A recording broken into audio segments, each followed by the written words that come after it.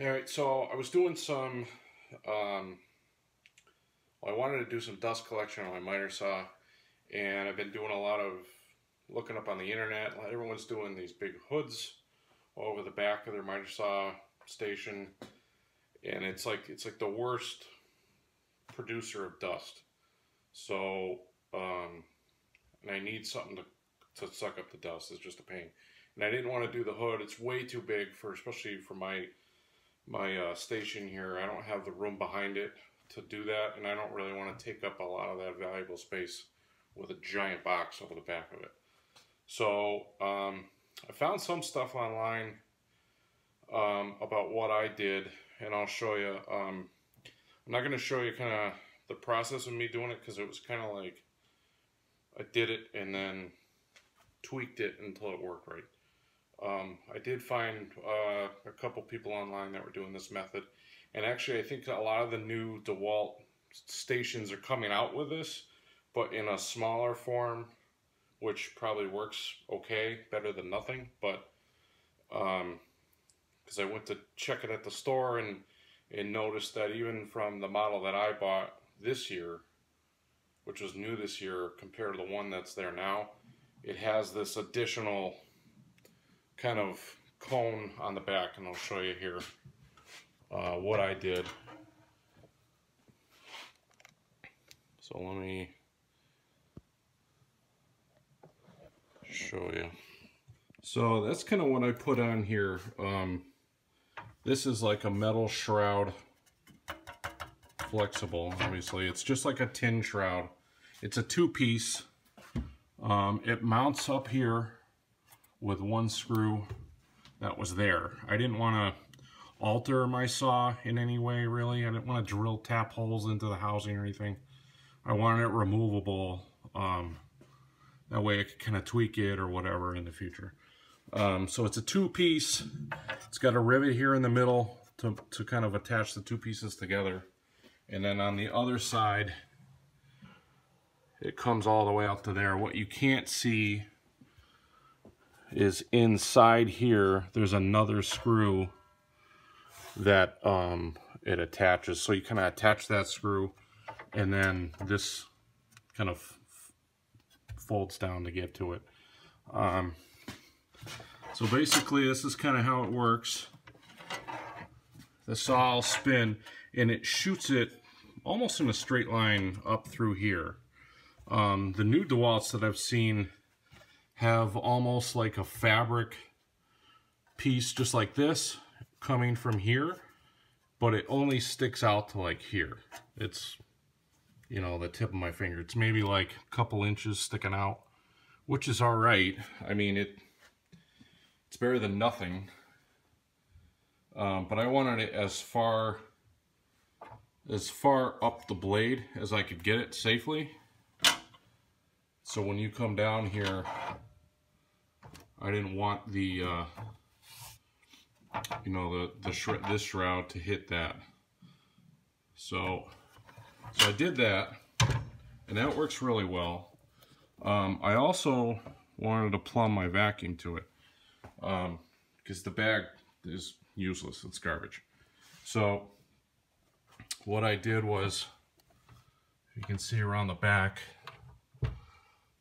so I have coming out of the back right here, which is the dust port it comes with. I took this, I think it's 1.25 inch outer diameter, 90 plumbing 90 PVC. Put that on there, and I put some self tappers on the side just to kind of hold it. And then out of that, I ran the hose, as you can see, flexible hose, down through the bench, and then underneath my bench, it comes out right here, and it loops right to there. So then I can just wheel up my vacuum, plug it into there, and I'm ready to go. And it gives it plenty of range. You know, I can do my cuts, and it'll swivel with the saw. So I'll kind of show you I mean, it's not going to get rid of everything. You know, nothing is. Everything I've seen, you know, unless you have this huge, you know, box shroud on it, whatever.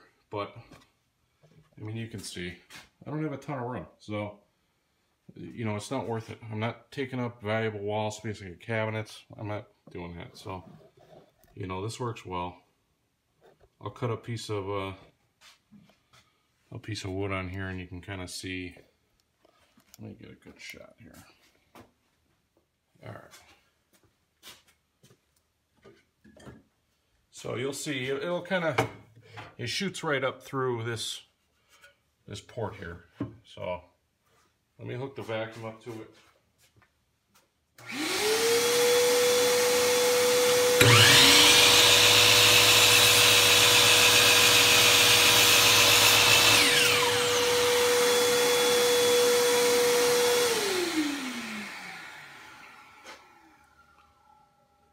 So I'm not sure if you could see that. I guess I'll have to go back on it. But either way, you know, not a ton of dust. A little bit right there. And I didn't even clean that. I was cutting, for another project, cutting some stuff. And I didn't clean up any of the back stuff. That's pretty good. Usually I have like mounds, sawdust all over everything. But, so that's kind of what I did. Like I said, I'm not going to show you how I did it because, you know, that tin, I'll show you, kind of made like a cardboard template, you know, and then just kind of like tweaked it and held it in place to see what was going to work. And then once I kind of figured out what I thought would work, I cut it out of like metal flashing that you would put on your house, bent it up, and I had, like you can see on this side, you know, it's not pretty. It's like kind of bent up a little bit, but just to make it clear this stop, so when you come down, it's got to clear it. Just kind of a crap way they do it here. It's in the way of this dust port, but whatever. So I just kind of like bent it and whatever just to make it work. And it works well. And then I just shot it with some black paint along with that PVC 90 in the back here, just so everything blended in. So that's that. Like I said, it's, you know, I'm not putting plans out there or nothing. It is what it is. But I mean, that seemed to work pretty well. I was gonna kind of make some fins that came out over here to capture this dust.